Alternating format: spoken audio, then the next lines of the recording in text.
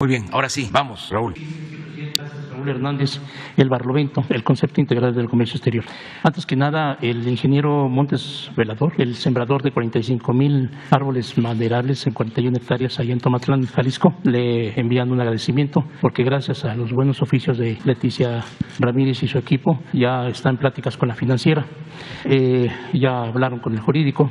El Barlovento tiene también hoy una entrevista con ellos porque tengo dudas respecto al procedimiento para con el productor y sobre todo también porque estoy insistiendo en una entrevista con el director Waldemar Hernández Márquez de la financiera porque pues quiero ver cómo fue el procedimiento. De verdad es un desaseo, es un proyecto muy bonito el que tiene este señor, muy bonito, muy interesante, y saber también que la financiera tiene 21,000 productores con adeudo de 29,000 millones de pesos. Estoy interesado en eso, a ver qué me puede decir el director. Por otro lado, señor presidente, un conflicto de intereses en el fideicomiso de formación y capacitación para el personal de la Marina Mercante, Fidena, porque el director de ese organismo, el capitán de altura Miguel Ángel Osuna Rodríguez, es dueño de un instituto de educación náutica y portuaria, y IANPAC, con 7 escuelas en Ciudad del Carmen, en Paraíso, Tabasco, Tamaulipas, Tampico, Tamaulipas, Campeche, Veracruz, Playa del Carmen. Es declararse que la capacitación de la gente que se embarca es importante porque de ellos le va la vida. Son varias instituciones, no solamente las de Fidena, las escuelas náuticas, las 3 de Tampico, Mazatlán y Veracruz. Y sin embargo el manejo de ese instituto es raro. Para empezar, la oficina central de ese instituto está a 3 cuadras de las oficinas de Fidena, ahí en la calle de Cuernavaca 5, en la colonia Condesa. Y la prestación de los servicios es bastante deficiente, a pesar de que el mismo capitán Osuna ha propagado información muy interesante de seminarios, en fin. La página web de la IMPAC habla de fotografías con instalaciones de albercas y equipo muy demasiado, pues, y no hay tal, porque esa dirección del IMPAC ya está en venta desde hace un año, pero sigue dando esa información como oficina central. Aparte también, la actividad del capitán Osuna no viene de acuerdo a lo que ha prometido el señor secretario, anualmente secretario, respecto al mejoramiento del trabajo de las 3 escuelas náuticas. Deja mucho que desear. Es muy difícil poder comprender esto porque los egresados de las escuelas náuticas tienen que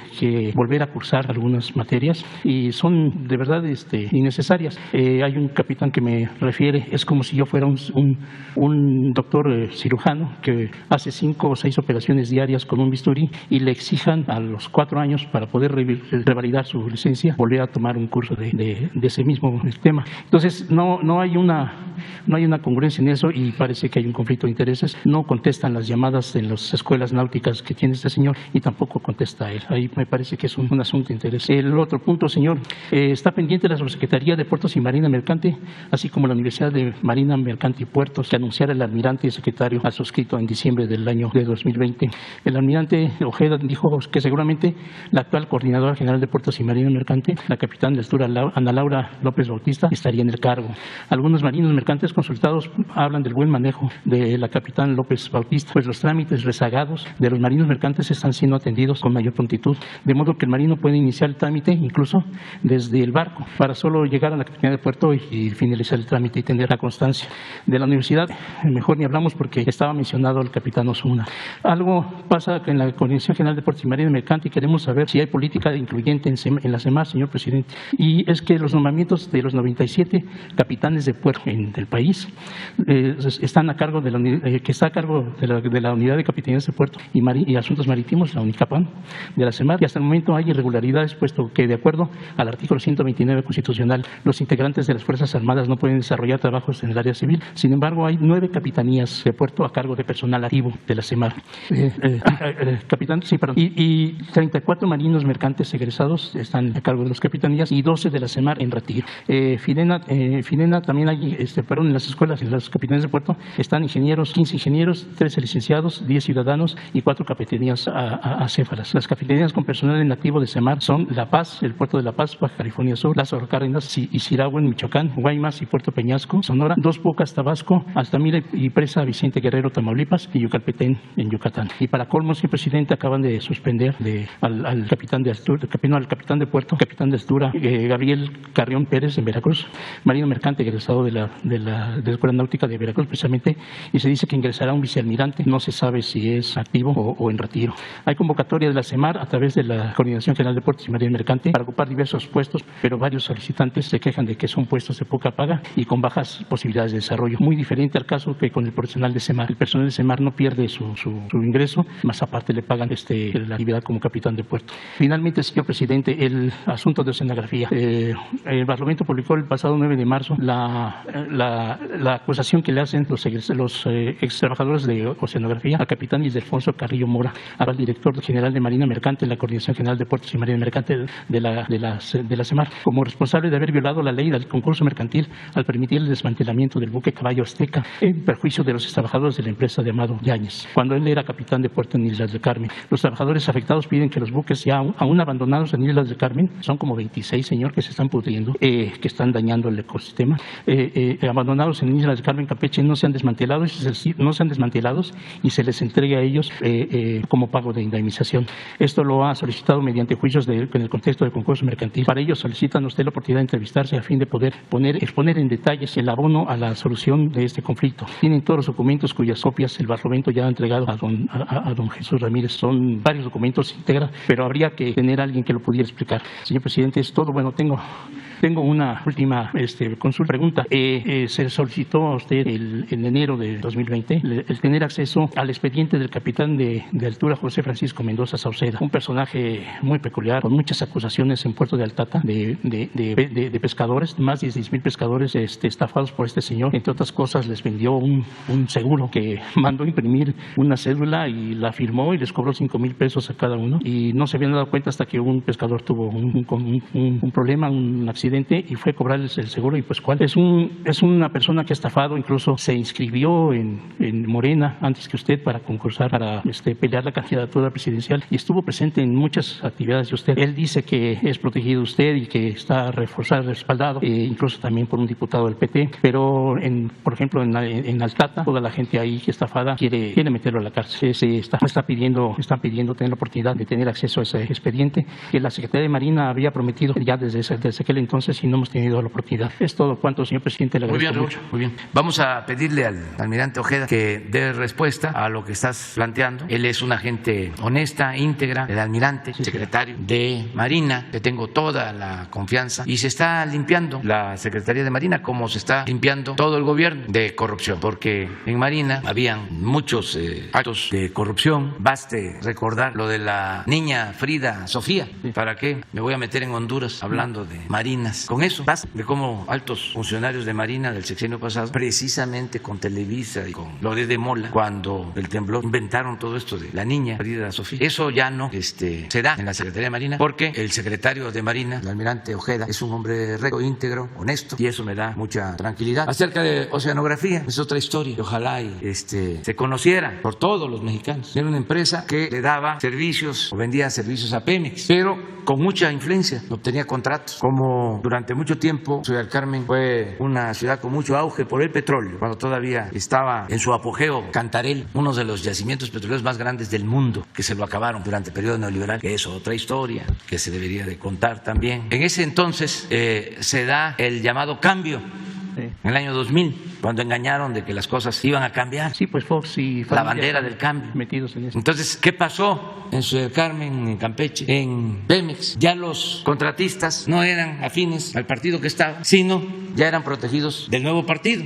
Y así toma fuerza esta empresa, Oceanografía, con vínculos hasta con el secretario de Hacienda, Gil Díaz. Así es. Y empiezan a recibir contratos, miles de millones de dólares en contratos, tanto en el sexenio de Fox como en el sexenio de Calderón. Un dato: el señor Yáñez regalaba relojes. Y usted lo cita en su libro siempre. De $1 millón, series especiales. Como estaba lo del bicentenario, mandó a hacer una serie especial para entregar a políticos, a funcionarios y a sus amigos. Así era antes. Entonces, esto que estás mencionando, Raúl, lo vamos a revisar. Sí, señor. Y le tengo mucha confianza, repito. ¿Es posible entonces que gente de los trabajadores de oceanografía con documento puedan estar asesorando, ayudando a esta investigación? Ver de qué se trata, porque siempre en estos pleitos, porque después solicitan crédito los de oceanografía con Banamex y ahí empezó el problema, porque está difícil que se dejen robar los de arriba. Siempre por lo general el de arriba roba al de abajo, pero entre los de arriba está difícil que se dejen. Entonces me entregaron facturas falsas para la obtención de un crédito o algo por el estilo. Sí. Le dan el crédito y no pagan y entonces sí viene una denuncia de Banamex que lo meten en la cárcel. Tiene las mismas agarraderas que oceanografía y demostró tener más porque fue a la cárcel este señor. Sí. Entonces es así,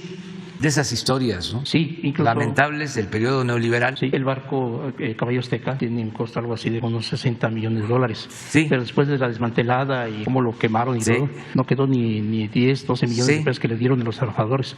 Y es con base en el concurso mercantil, señor, están primero los trabajadores y ninguno ha tenido... Sí, pero pues todo estaba confabulado, o sea, era una mafia, todo lo dominaban. Eso ya no sucede, por eso, Raúl, te digo, va a investigar señor. El secretario de Marina, que es un hombre honesto. Dicho sea de paso, cuando me tocó decidir a quién iba yo a nombrar como secretario de Marina, a él no lo querían. ¿Por algo será? Lo tenían relegado, a él le correspondía por la edad y además porque se tenía que cumplir con la antigüedad del servicio civil de carrera que existe, los ascensos. ¿Qué sucedió en los últimos tiempos? Un secretario de Marina nombró como sucesor a su secretario particular, rompiendo toda la tradición de respeto, antigüedad y al ascenso, a los mandos. Y el que estaba, con todo respeto, quería poner a su oficial mayor. Entonces, los almirantes que no pertenecían a estos círculos de poder no tenían ninguna posibilidad. Y por eso opté por el almirante Ojeda, porque entre otras cosas había escrito en los años 80 un libro en contra de la corrupción. Y como hice un análisis de todos los almirantes, uno por uno, llegué a la conclusión que él debía ser el secretario. Y no fallé. Y lo mismo con el secretario de la Defensa. Me acuerdo que, y es una anécdota, cuando ganamos, ya era presidente electo, no había nombrado ni al secretario de la Marina ni al secretario de la Defensa. Quedaron pendientes, porque todo el gabinete, desde la campaña, lo había propuesto. Los nombres, mujeres y hombres, iban a acompañarme. Y quedó pendiente lo de Marina y Defensa. Entonces me preguntan que si, ¿cómo iba a ser el procedimiento? Y hablé de una terna para nombrar al secretario de la Defensa. Aunque recordé lo que decía don Adolfo Ruiz Cortines, que habían ternas de 4. Entonces, cuando me entrevisté con el secretario de la Defensa saliente, general Cienfuegos, para decirle quién iba a ser, me dijo eso. La terna de 4. No, general, le dije, fíjese que hay ternas de 5. Y ya le propuse al general Sandoval. Entonces, es muy importante quiénes ocupan las secretarías, porque tienen que ser gentes rectas, honestas, porque es piramidal. Si el presidente es corrupto, los secretarios van a ser corruptos, los subsecretarios, los directores. Si el presidente es honesto, los secretarios son honestos, los subsecretarios también. Y nosotros no queremos ladrones en el gobierno, no aceptamos la corrupción. Por eso, Raúl, con mucha seguridad te digo que el almirante va a ver los dos asuntos que tratas. Lo de el posible conflicto de intereses al que hiciste mención, si existe conflicto de intereses, y lo de los trabajadores. Y lo de la subsecretaría de puertos, señor. También. Marina nos está ayudando mucho porque se hicieron cargo de los puertos, tenemos más control para evitar la entrada de drogas, contrabando. Se está poniendo orden. Y ahora Marina también está a cargo de las aduanas, como la Secretaría de la Defensa tiene a su cargo 21 aduanas, todas las fronterizas. Y ya son muy buenos los resultados. Desde que están, se han logrado ahorros o mayores ingresos por 50,000 millones de pesos. Solo en las aduanas a cargo de la Secretaría de la Defensa. Ya pronto les vamos a informar de los cambios que se han llevado a cabo sobre lo de las aduanas y lo de los puertos. Muchas gracias, señor. Gracias, Raúl. Vamos con Carlos Pozos. Presidente de México, servidor Carlos Pozos, reportero de Molécula Oficial y columnista de la revista Petróleo y Energía. Muy buenos días a quienes nos ven y a quienes nos escuchan.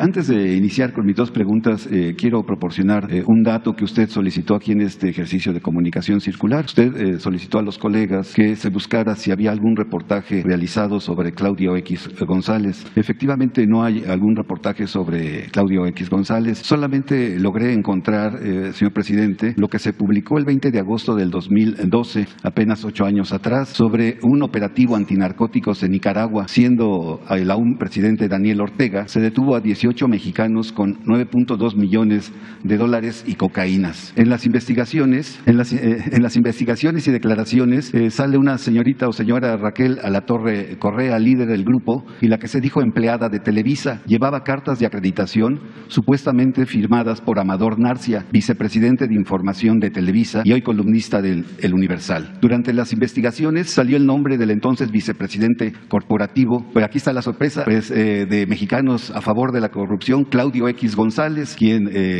la persona dice que es su jefe, así como sale el nombre de Joaquín López Dóriga Belandía. Extrañamente, presidente, el escándalo internacional dejó de ser noticia y se apagó. Esta es la portada de Proceso y así se publicó, y pues eso principalmente para los jóvenes. Si quieren buscarlo en las redes sociales, ahí pueden encontrar lo que sucedió. Es el dato que encontré sobre Claudio X González. Y ahora bien, mi primera pregunta, presidente. Después del cateterismo que usted fue sometido, usted nos dijo que tiene un testamento político. Muchos lo catalogaron de una cortina de humo. Hoy, a 5 días de la inauguración del Aeropuerto Internacional Felipe Ángeles, que es un hecho histórico porque no todos los días un país inaugura un aeropuerto. La pregunta, este aeropuerto es una de sus 4 obras insignias de infraestructura del sexenio y que es catalogado por sus opositores como obras faraónicas. La pregunta es, presidente, el Aeropuerto Internacional Felipe Ángeles, la refinería Olmeca, el Tren Maya y el corredor interoceánico son parte de ese testamento político que usted habló. ¿Y cuál sería el legado en el testamento político que usted quiere dejarle a los mexicanos? Bueno, lo del testamento, pues ya tenía escrito lo que deseo. No tiene que ver con bienes materiales, porque no poseo bienes materiales. Ya lo he dicho en otras ocasiones, no me importa el dinero.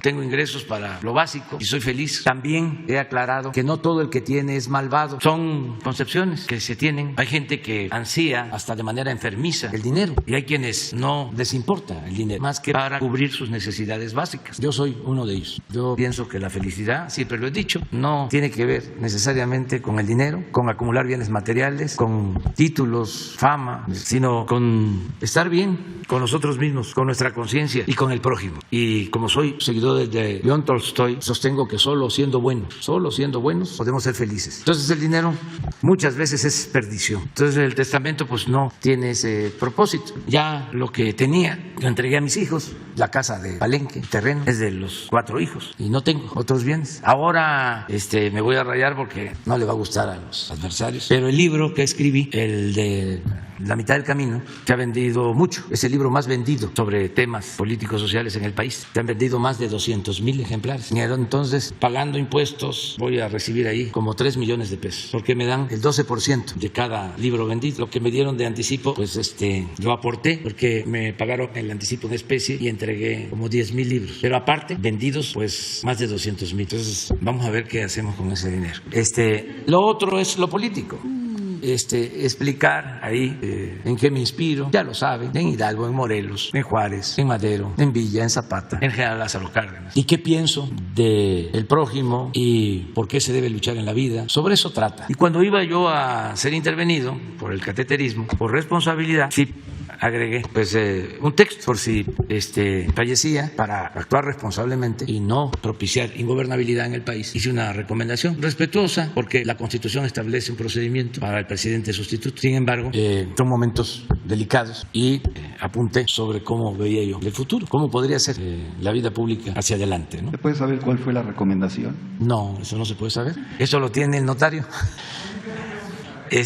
Alguna vez se va a saber. Bien, presidente de todos los mexicanos, ayer se dieron cifras muy buenas de vacunación y pues prácticamente estamos en el semáforo verde ya en muchos de los estados de la República Mexicana. El gobernador de Nuevo León, Samuel García, ya instauró el uso opcional de cubrebocas en espacios abiertos, parques y plazas. La jefa de gobierno, Claudia Sheinbaum, según mis fuentes, me dice que pues pronto también dará a conocer que el cubrebocas por el momento debe de olvidarse. Yo le quisiera preguntar, ¿qué opina de estas decisiones y qué recomendación le daría a usted a los gobernadores del país? Bueno, hay que ver qué opina el secretario de Salud, el subsecretario Hugo López-Gatell. Él es el que ha estado atendiendo todo el problema de la pandemia. Es un especialista, un experto. Él tiene la experiencia. Vamos a esperar a que él opine. Sin embargo, también hay autonomía y los gobiernos estatales son los que pueden aplicar medidas medidas si ellos consideran que convienen al interés público y en este caso a la salud de la gente, a la salud del pueblo. Entonces sí puede el gobernador de Nuevo León tomar decisiones y la jefa de gobierno de la Ciudad de México lo mismo,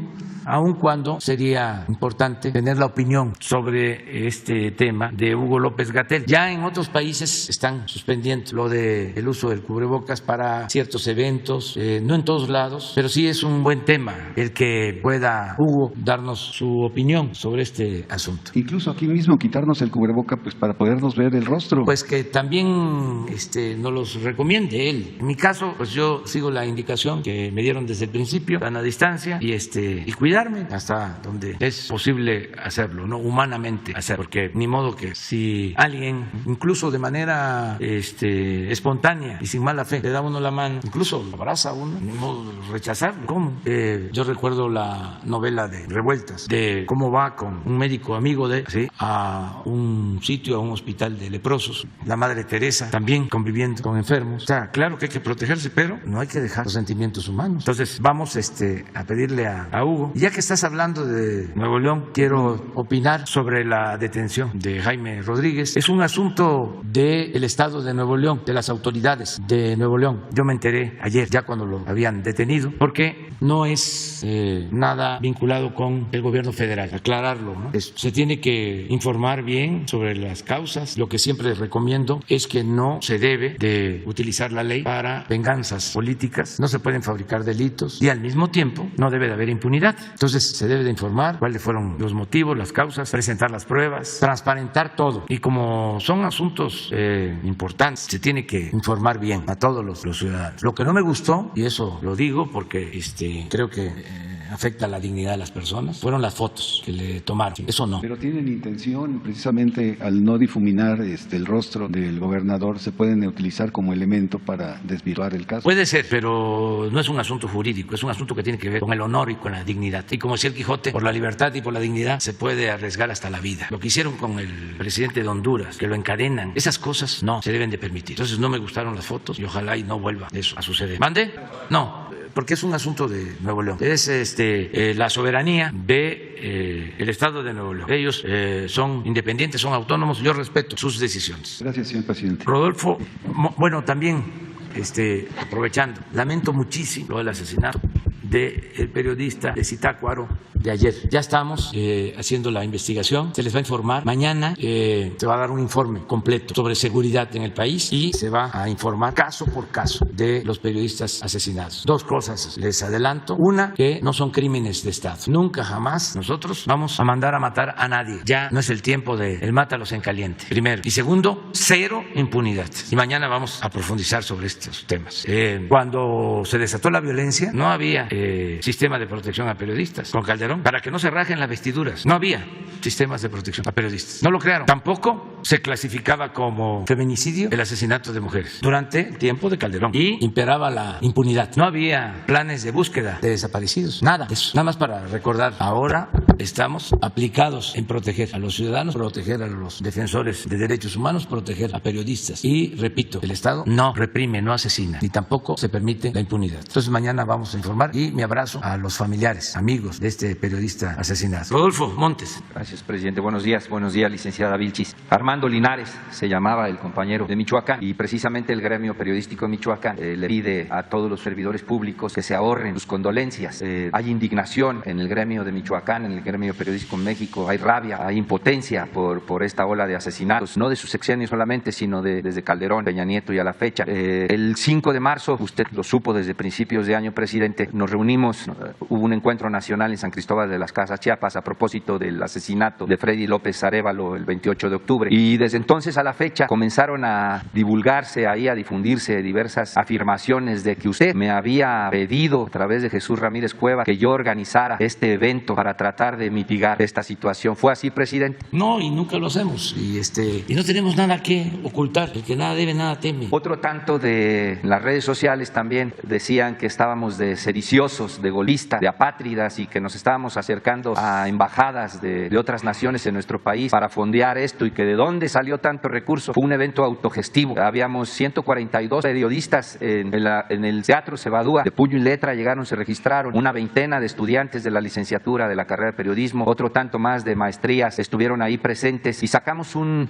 resolutivo, y precisamente antier nos abrió sus oficinas el subsecretario Alejandro Encinas, quien por cierto, si bien no estuvo de manera presencial, siguió de cabo a rabo. Todo este encuentro se prolongó por varias horas y nos recibió, y con mucha tingencia estuvimos el día 14 en sus oficinas, 2 horas platicando con él a ver de qué manera podríamos revertir esta situación, esta pesadilla que está padeciendo el gremio periodístico en nuestro país. Y esto nos lleva, presidente, a declarar una suerte de emergencia nacional. No tenemos que esperarnos a que a finales de año se modifique la ley del mecanismo. No necesitamos ya un mecanismo reactivo, necesitamos una campaña muy agresiva de prevención, y decirle a todos estos servidores públicos o a quienes han quitado la vida a los periodistas que para nosotros esas personas son la basofia de este país, son la escoria de este país, presidente, y les van a faltar balas porque somos muchos. Vienen camadas, oleajes de nuevas generaciones de periodistas que están dispuestos precisamente a arriesgar la propia vida como lo estamos haciendo nosotros. Muchos de nosotros ya estamos cansados de esta situación, estamos agotados de este escenario tan violento en contra nuestra, y precisamente por estar combatiendo como usted combate la corrupción. Por eso mataron también a Armando Linares. Él lo ventiló públicamente y ejecutaron primero a uno de los suyos y después a él, presidente. Entonces es una emergencia nacional que nos gustaría que compartiera usted con nosotros, y que más allá de estos informes, como lo consideró el subsecretario Alejandro Encinas,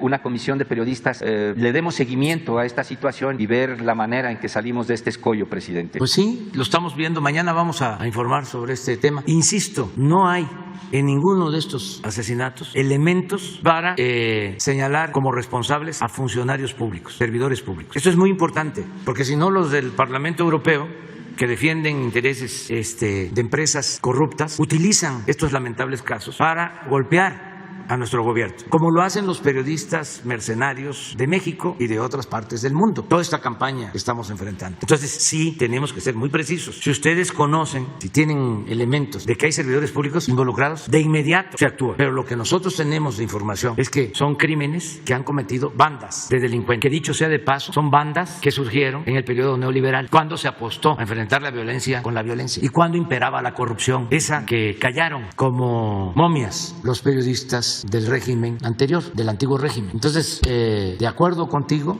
va a estar mañana Alejandro Encinas, va a hablar de lo que se está haciendo, y Ricardo Mejía va a informar caso por caso. Muy bien, presidente. Y también adelantarles que en este lamentable caso de 3 periodistas de ese portal de noticias, 2 tenían protección porque el finado no aceptó la protección. Desde luego, eso no justifica nada, pero se tiene que conocer toda la verdad, y tenemos que ser muy puntuales porque hay muchas pilotada, que están molestos, pero no por esto, ya lo he dicho, usan a los niños con cáncer para proteger sus intereses y les pagan para seguir robando a periodistas con el propósito de que nos ataquen. Y Claudio X González y toda esta maleantada, de repente aparecen como paladines, defensores de la educación pública, preocupados también por los niños, cuando el fondo es otro. ¿Qué están defendiendo? El que no paguen impuestos los grandes empresarios. Eso es lo que defienden, que no pague impuesto Klimler, que no pague impuesto Banamex. Me acuerdo que en un encuentro en el 2006 él se paró a reclamarme eso, porque en ese entonces habían vendido Banamex en $12,000 millones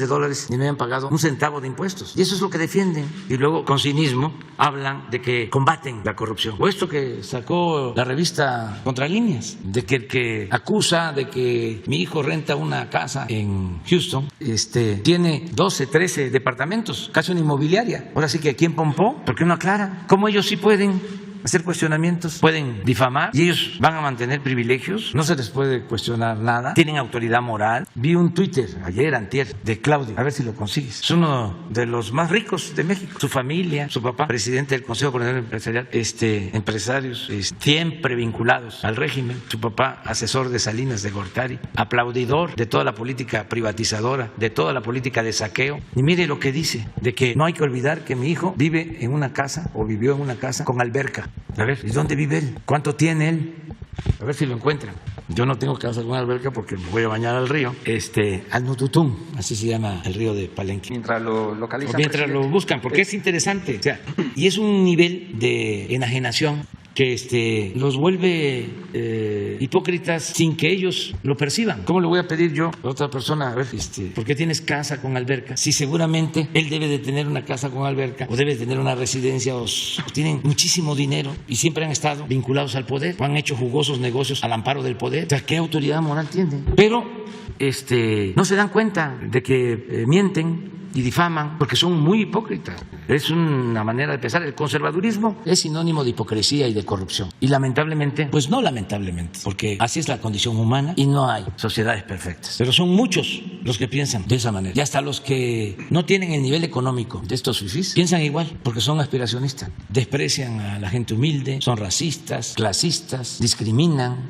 A ver si lo consiguen. Pero, a ver, adelante. Sí, presidente, ahorita, hace un momento usted mencionó que la justicia en nuestro país pues es utilizada para reyertas y venganzas políticas. Justo cuando inició su sexenio, usted recibió una carta de un personaje que en su momento causó mucho revuelo mediático. Él recibió una sentencia de 13 años de prisión, la primera, ya lleva 19 años en la cárcel, después gana un amparo, le avientan 93 años de prisión, gana otro amparo y ahora son 112 años de prisión por el delito de pornografía infantil que a final de cuentas se convierte en estupro. Él le ha hecho llegar su caso, presidente, de cómo ahí la justicia está torcida precisamente para mantenerlo en prisión. ¿Usted leyó esa carta, presidente? No leí la carta y no sabía. Sí, sus abogados que me habían hecho llegar esa carta. Así es. Pero voy a buscarla, voy a ver si está en la oficina. Y otro caso más, el del secretario técnico del Senado, José Manuel del Río Virgen. Ya un juez le otorgó un amparo, ya debería estar en libertad, pero todavía las autoridades de Veracruz lo mantienen en prisión. Es una sinrazón, presidente, ¿no? Estar utilizando la justicia precisamente para actuar con dolo, para que la justicia sirva al mejor postor, presidente. Pues es un asunto del Estado y ellos van a resolver y ojalá y sea con apego a la ley, es lo que puedo decir. Y lo del señor Curi, no tengo la información, pero sí voy a buscarla, ¿no? Sí. Y yo no le deseo a nadie que sea víctima de una injusticia. Ayer también estaba yo viendo, no sé por qué detuvieron, más que nada le suspendieron el cargo a la jefa delegacional, la alcaldesa Sandra Cuevas, sí. Bueno, pues le escuché en una declaración, nada más para decirle que yo no tengo que ver absolutamente nada y que además, pues con todo respeto, está mintiendo, porque dice que yo mando a desaparecer a periodistas. A ver también si lo tienes, ¿no? Porque se pasan. También la acusación contra Chumel, pues yo tampoco tengo nada que ver ahí. Pues que lo investigue la autoridad y que ellos decidan. Ya sabemos que Chumel puede ser hasta un buen candidato para el bloque conservador. Es de los que me falta poner en la lista. Es como el ideólogo de los conservadores. Porque ya Krause ya no creo que les ayude mucho, o Aguilar Camín. Pero Chumel sí puede, sí tiene jal, podría ser el candidato. ¿Tienen alguna de las dos? A ver la alcaldesa. Miren esto. Tanto el presidente de la República Mexicana como la doctora Claudia Sheinbaum Pardo. No se escucha bien. Para silenciar a una persona incómoda. No lo pueden. O que les incomoda. Uno, desapareciéndolos, quitándoles la vida, como ocurre con muchos periodistas. O dos, ¿sí se escucha? Es que yo a lo mejor no. Aquí hay dos formas que utilizan tanto el presidente de la República Mexicana como la doctora Claudia Sheinbaum Pardo. Hay dos formas para silenciar a una persona incómoda o que les incomoda. Uno, desapareciéndolos, quitándoles la vida, como ocurre con muchos periodistas. O dos, aquí hay dos formas que utilizan tanto el presidente de la República Mexicana como la doctora Claudia Sheinbaum Pardo. Hay dos formas para silenciar a una persona incómoda o que les incomoda. Uno, desapareciéndolos, quitándoles la vida, como ocurre con muchos periodistas. O dos, aquí hay dos. ¿Cómo lo ve? No, pero no va a aprobar nada, pero lo que quiero decirles es, no se mide la señora, pero no solo es ella, por eso no podemos quedarnos callados, porque es la podredumbre, el conservadurismo. Y esto otro, mire, primero los pobres o primero los López Obrador. Que no nos distraigan con borregadas, ¿no? Porque tampoco les gustó que yo haya dado una respuesta a los diputados de Europa, porque le llaman lobby, ¿no? Dedican tiempo a las relaciones políticas, también en dinero. Además, es una liga en el mundo de derecha y de ultraderechas, es un bloque conservador mundial. Entonces preparan estas cosas, según ellos son golpes, ¿no?, muy fuertes. Lo de la declaración de los diputados europeos, que lo único que demuestra es que son muy colonialistas, prepotentes. Y lo otro es este asunto de la renta de la casa de José Ramón, de su esposa, estuvo en primer lugar en menciones en el mundo, trending topic, le llaman, y aquí a nivel nacional. Imagínense cuánto dinero, porque ni modo que en Francia, en Arabia Saudita, porque aparecen bots, según vi una investigación, de todo el mundo condenando esto. El que mi hijo rente una casa y que además conflicto de intereses con una empresa petrolera a la que ni conozco ni tenía idea, nada más de sentido común. Si les damos contratos millonarios a esa empresa es para que le renten una casa a mi hijo. ¿Qué no le podría decir? No, entreguen la casa si fuésemos corruptos. Pero no solo la casa, ¿sí?, todo el fraccionamiento a cambio de contratos. ¿Cómo le hacían pues ellos, los que estaban así? Entonces le ponen que no nos distraigan con borregadas, que respondan por esto y tanto más. No, pero hay algo. ¿Este es qué? Pero sí, él lo pone.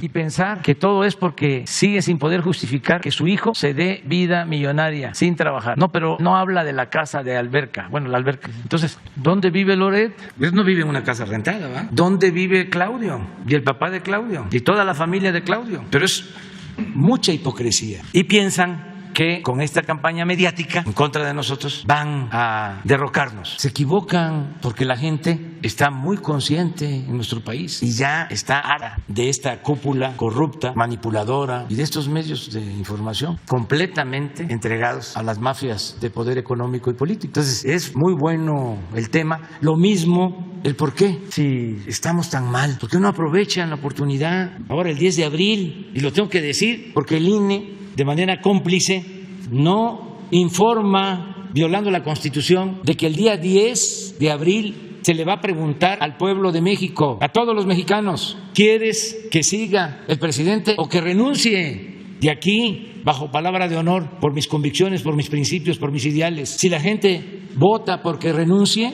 me voy, no espero. No le hace que no sea el 40% del padrón que participe. Entonces, ¿por qué no? Ellos promueven esto mejor, es legal, es constitucional. ¿Por qué la guerra sucia? ¿Por qué la actitud perversa de no dar la cara y de no abiertamente enfrentar el proyecto que representamos? Y el papel del INE, que viola la Constitución porque no informa, pusieron menos casillas porque no quieren que la gente participe. Imagínense un instituto que supuestamente debe de promover la democracia, dedicado a obstaculizar la democracia, a impedir que haya democracia, a atentar en contra de la democracia. Y tengo que decirlo porque nosotros llegamos aquí para hacer valer la democracia, enfrentando fraudes y trampas electorales de autoridades y de grupos de intereses creados. Y tengo que decir que no solo hay que participar, todos, hasta los que voten en contra de nosotros, todos, que de manera libre, de acuerdo a nuestra conciencia, con nuestro criterio, decidamos en forma pacífica que todos participemos el día 10 de abril, todos. Y esto lo hago porque están callados los del INE en una actitud contraria a la Constitución y totalmente antidemocrática. Y pido también respetuosamente a los consejeros del INE que se reúnan y que definan dónde van a estar las casillas, porque las están escondiendo, que se dé a conocer a dónde es que van a estar las casillas y que haya boletas suficientes. Nada de que ya se agotaron las boletas y que no me vayan a cepillar por lo que estoy diciendo, porque me veo obligado a hacerlo,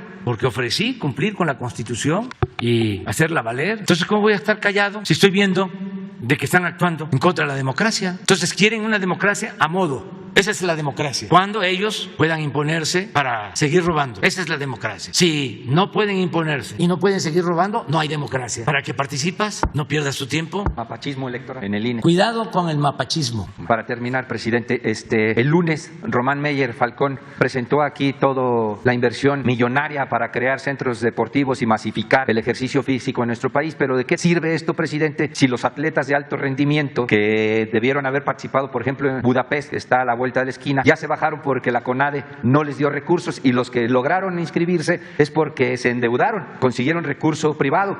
Y además, no es nada personal contra la titular Ana Gabriela Guevara, pero todavía a la fecha no se ha pronunciado de por qué o bajo qué argumentos sigue apoyando a Kirill Todorov como presidente de la Federación Mexicana de Natación, cuando ya fue depuesto por todos los organismos internacionales, tribunales deportivos han dicho que no ha lugar ya a esa dirigencia, y México corre el grave riesgo de ser eliminado de muchas justas deportivas a nivel nacional. ¿Por qué Ana Gabriela Guevara todavía a la fecha no se ha pronunciado y no ha dado un argumento válido al respecto, presidente? Le vamos a pedir que informe. Sí, le vamos a pedir que informe. Ahorita me hiciste recordar un dicho de un amigo. No es grilla, decía siempre, pero no. Bueno, Rodolfo, compañera, son tres, ustedes dos.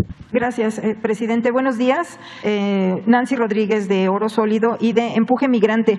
Presidente, hace unos días le presenté yo aquí el caso de pues este cártel inmobiliario en el Estado de México. Comentaba yo que ya habíamos entrado en comunicación con Gobernación. Pues este cártel, ¿no?, que despoja a personas de la tercera edad de sus inmuebles, encabezado por el notario Raúl Nameneme, quien coludido con jueces y abogados pues cometen estos ilícitos. Presidente, fue el caso de don Arturo Ochoa, quien fue desalojado y golpeado junto con su hijo Arturo Ochoa Escartín. Desafortunadamente, presidente, el señor don Arturo murió desgraciadamente por los golpes, se le hizo una bolsa de aire en los pulmones. Entonces, este caso fue muy sensible, presidente, porque incluso hubo un hashtag en Twitter que se llama Todos somos don Arturo, y yo le quería preguntar, presidente, ¿qué se puede hacer en estos casos? En primer lugar, le suplicaría un mensaje a su hijo, que también fue golpeado, a su familia, y sobre todo darle seguimiento a esto, porque no puede quedar impune este cártel inmobiliario en contra de los mexicanos allá en el Estado de México, y sobre todo la revisión de la actuación de los notarios, los jueces y los abogados, presidente. Pues un abrazo a todos los familiares de don Arturo, a su hijo, y ofrecerles que vamos a informar nosotros sobre este caso. Sí, queda como beneficiarios pues su esposa, su hijo, pero pues están ahora sí que con todo en contra, ¿no? Sí, pero lo vamos a atender el caso, vamos a verlo. Le voy a pedir aquí a Leti que nos ayude para ver cómo apoyamos. Gracias, presidente. Fíjese que en Oaxaca, presidente, es un estado donde pues hay el número mayor de usos y costumbres, de comunidades de usos y costumbres. Desde Salinas, California, de Estados Unidos, nos contactaron una asociación que encabeza el señor José González. Él es de San Martín Peras, Oaxaca, donde denuncia unos desvíos de pues millonarios, presidente, de 20 millones de pesos por autoridades corruptas de esos municipios. Yo le quería solicitar, presidente, si habría la posibilidad de que, además de tocar este tema en específico de este municipio, San Martín Peras de Oaxaca, ¿qué posibilidades habría de que usted nos pudiera proporcionar información acerca de estos municipios autónomos? Porque pues sí, la verdad es de que reciben al parecer recursos federales, estatales, y pues nunca se ha sabido nada acerca de estas operaciones. Y sobre todo, presidente, que si hay esta denuncia, seguramente debe de haber muchas más, a ver si habría posibilidades de esto. También, presidente, el fin de semana estuve en Plant City, allá en Orlando, en Florida. Estuvimos en la pizca de la fresa con hermanos migrantes, hicimos una transmisión de 5 horas aproximadamente desde Rayando el Sol, y pues sigue las denuncias en cuanto a la discriminación, presidente, pero ahora en este caso se las traigo pues por parte de los norteamericanos. Fíjese que ellos terminan sus jornadas, se van a Walmart a comprar, como hacen aquí los de la construcción, a comprar sus tortillas, su comida, y les esconden la comida, los productos, para que se vayan de Walmart. Esto yo sé que es muy delicado, pero es una realidad, al grado que se han tenido que organizar propios empleadores para hacer sus propias tiendas. Y también en los bancos, presidente, desafortunadamente, de los millones de mexicanos que trabajan allá en Estados Unidos en la pizca, les pagan todavía en cheque y tienen que ir a los bancos a hacer cola, y los sacan de los bancos en Estados Unidos, presidente. Yo no sabía eso.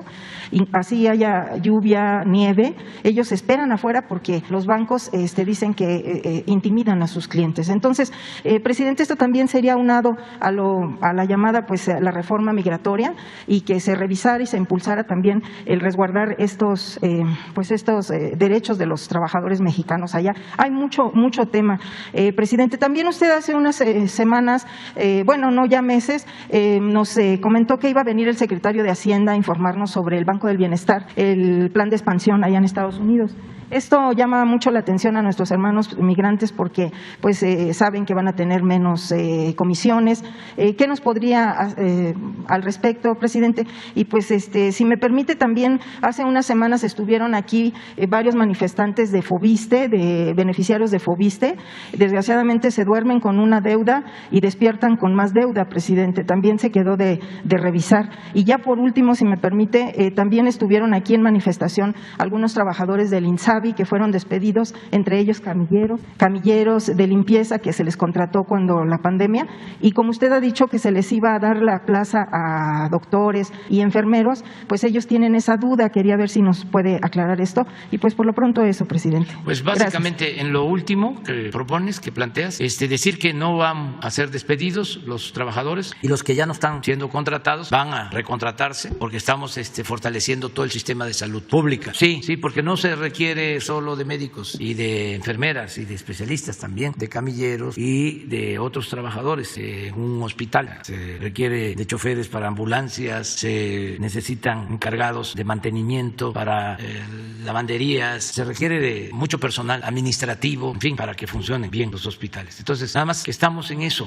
es un proceso, estamos avanzando. Ayer se explicó de cómo estamos trabajando en 13 estados, ya se incluye el Distrito Federal, y vamos a tener como modelo Nayarit, que yo espero que en 2 o 3 meses ya esté completamente terminado todo el sistema de salud pública de Nayarit, y así vamos con otros. Entonces, sí hay opciones, sí hay alternativas. Acerca de lo de Oaxaca, te quiero decir que es muy raro eso, porque las autoridades de los municipios de usos y costumbres son las más honestas. Por eso precisamente nosotros les entregamos a ellos sus fondos, porque estamos seguros de que los manejan con honestidad. Con ellos estamos haciendo todos los caminos de concreto y hacen muy buenas obras y hasta les sobra el dinero. Es una organización municipal, tradicional, democrática, única. Ojalá y todas las autoridades fueran como las de los municipios de usos y costumbres de Oaxaca. Son 417 municipios que se gobiernan de esa manera, y la autoridad máxima es la asamblea. Es un gobierno verdaderamente democrático. La mayoría de los servidores públicos no cobran, dan servicio, prevalece el tequio, y desde que son jóvenes tienen que dar servicio. Empiezan como topiles, como policías, van ascendiendo, y es para ellos un gran orgullo servir hasta llegar al consejo de tatamandones, de ancianos. Esa es su recompensa de ellos. Es algo excepcional, extraordinario, parte de la cultura de los pueblos de Oaxaca, que son los pueblos con más cultura en el mundo, o de los de más cultura en el mundo. Me gustaría que se conociera Oaxaca, sus pueblos, sus tradiciones, sus costumbres, sus lenguas, sus formas de gobierno, su democracia. Entonces, pero voy a tomar nota y te voy a informar sobre San Martín Peraces, ¿sí? Qué está sucediendo, te vamos a dar todo el informe. Y le voy a pedir también a, con Leti, que Adelfo, que es el coordinador de pueblos indígenas del Instituto Nacional de Pueblos Indígenas, Adelfo Regino, hable contigo y te dé toda la información sobre los apoyos que se les están dando. Ahora voy a estar allá, voy a estar el fin de semana en Oaxaca. Empiezo en Minatitlán el 18 de marzo por la expropiación petrolera, para conmemorar un aniversario más de la expropiación petrolera, y voy a terminar en Oaxaca y voy a ir a la Sierra Norte, a la Sierra Juárez. Voy a ir a Galatao el domingo. No voy a estar el lunes, que es 21, porque me invitaron a participar, a estar en la entrega del aeropuerto Felipe Ángeles, pero sí voy a estar en Galatao, y me voy a reunir con las autoridades de Galatao. Entonces, que te entregue Leti y que te ponga en comunicación con Adelfo, si te parece. Lo del Fobiste también te lo encargo mucho, ¿no? Y lo del Banco del Bienestar, decirle a los compañeros, compañeras, a los hermanos migrantes, que estamos trabajando para que se consolide el Banco del Bienestar. No podemos ahora hablar mucho de eso, que está a la veda, pero se va avanzando. Pasando lo del día 10 de abril, vamos a informar sobre el Banco del Bienestar. Muy bien. Yo siempre trato este tema. Lo traté con el presidente Trump, lo trato con el presidente Biden, y de decirle a los paisanos que es muy probable que vaya yo en junio. Voy a ir a Los Ángeles.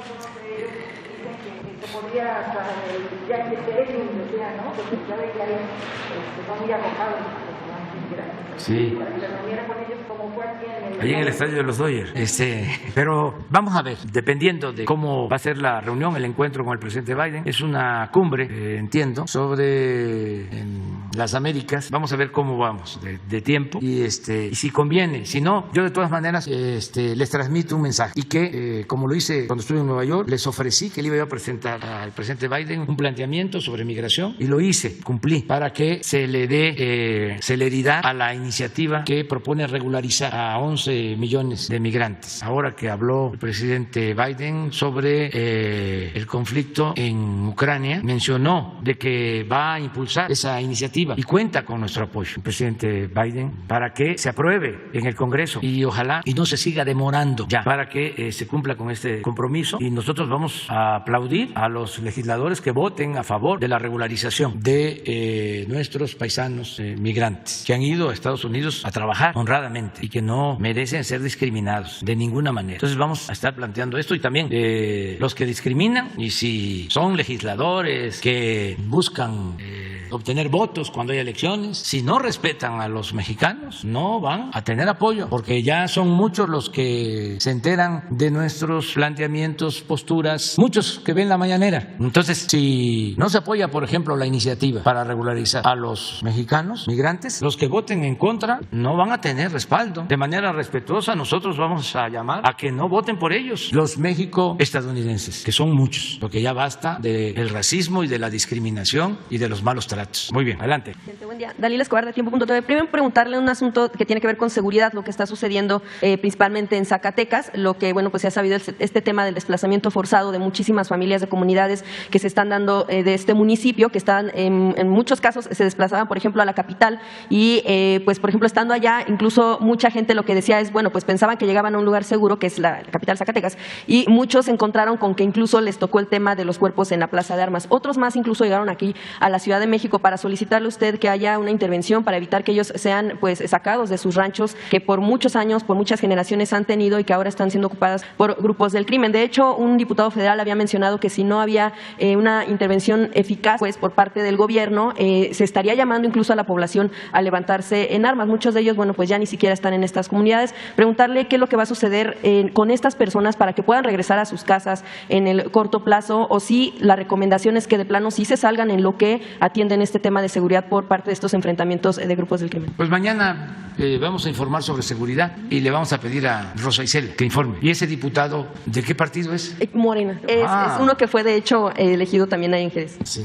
Pues era de una banda con musical. todo respeto de que eso no ayuda en nada. No se puede enfrentar la violencia con la violencia. Además, esa es una responsabilidad del Estado y nosotros no vamos a incumplir con nuestra responsabilidad y que ya no podemos actuar de esa manera, con balandronadas, ¿no? Que no ayudan en nada. Son asuntos muy serios. Entonces, no se puede hacer justicia por propia mano. No es la ley del talión, no es ojo por ojo y diente por diente, no. Ya lo he dicho. Nos vamos a quedar chimuelos o tuertos. Independientemente del informe, presidente, pues la garantía que buscan las familias de tener esa seguridad, esa certeza de que en algún momento puedan regresar. Todas las garantías, es que eso es nuestra responsabilidad. O sea, nosotros tenemos que proteger a la gente. El principal derecho humano es el derecho a la vida. Entonces es nuestra obligación. Además, lo que quiero es que expliquen, que informen de la Secretaría de Seguridad Pública, que seguramente está atendiendo el asunto. También saber si, mañana con el informe habrá una situación, o que informen si va a haber reforzamiento de seguridad en estados colindantes, por ejemplo, en el caso de Coahuila, sobre todo por el asunto de rutas que puedan tener estos grupos del crimen y hacia dónde pudieran estar avanzando. Sí, estamos trabajando en eso.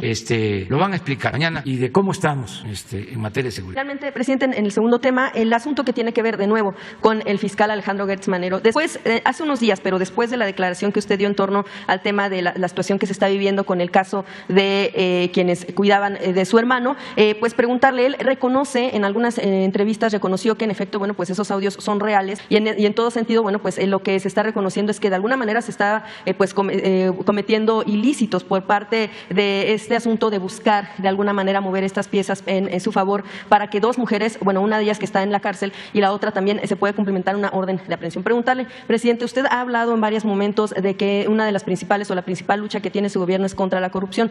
A todas luces sería un acto de corrupción, además confesado, sí, mediante estos audios, pero independientemente de lo que se está analizando en la Suprema Corte, quisiera preguntarle, porque además la Fiscalía ya inició una investigación por el tema de las filtraciones, pero quiero preguntarle, ¿quién va a investigar al fiscal general de la República por estos hechos? Mire, este asunto, insisto, lo está viendo la Suprema Corte, como es de dominio público, y hay que esperar a que resuelvan. Y ya no es el tiempo de antes, me canso de decirlo. La Fiscalía no depende del presidente, no es como del tiempo en que el procurador era un empleado del presidente y hacía lo que el presidente le ordenaba. Ya no es así. Ahora la Fiscalía tiene autonomía. Pero dentro de su propia autonomía es la cabeza la que... Tiene autonomía el Poder Judicial que está atendiendo el caso. Los ministros lo que atienden, pues sí es el caso que tiene que ver con el asunto y se le otorga un amparo liso y llano a estas dos mujeres, pero no está analizando el caso de en los delitos en los que puede haber incurrido el propio fiscal general de la República. Por eso le preguntaba si en todo caso se tendría que abrir una investigación en contra del propio fiscal, pues precisamente por el tema de que él recibió el proyecto antes. Afectados lo hagan, que presenten denuncia, pero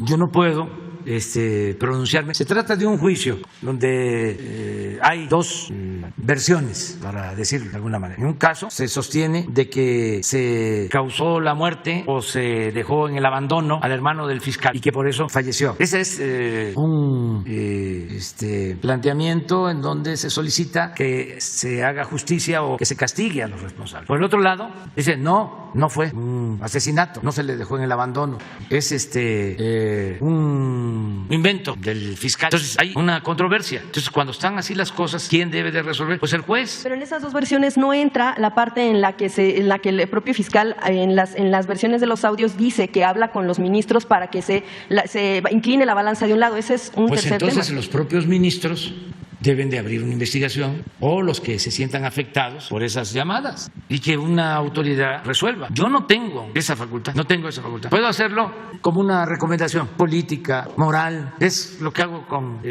todos los que nos atacan, pero no voy a presentar una denuncia que por difamación, calumnias. No, podría hacerlo, pero pues no es un asunto legal, es un asunto político. Entonces así lo entiendo. Y yo no quiero que nadie se vaya a sentir perseguido. No, ojalá no le dejen de pagar los 3 millones de pesos mensuales a Loret o que le aumenten para que no se vaya. O a Ciro, que lo atiendan bien. O a López Dóriga, que dijo que Joaquín, que cómo estará, dijo ayer, de lejos del aeropuerto Felipe Ángeles, que hasta me tengo que ir a dormir una noche antes. Por cierto, ya no me voy a ir a dormir allá. No, porque está terminado el hotel, pero no está certificado. Es un procedimiento y no quiero verme influyente. Además, me voy a dormir aquí porque les voy a demostrar que voy a hacer media hora, desde aquí hasta el aeropuerto. Bueno, media hora, 40 minutos, porque pues me voy a ir a las 4 de la mañana.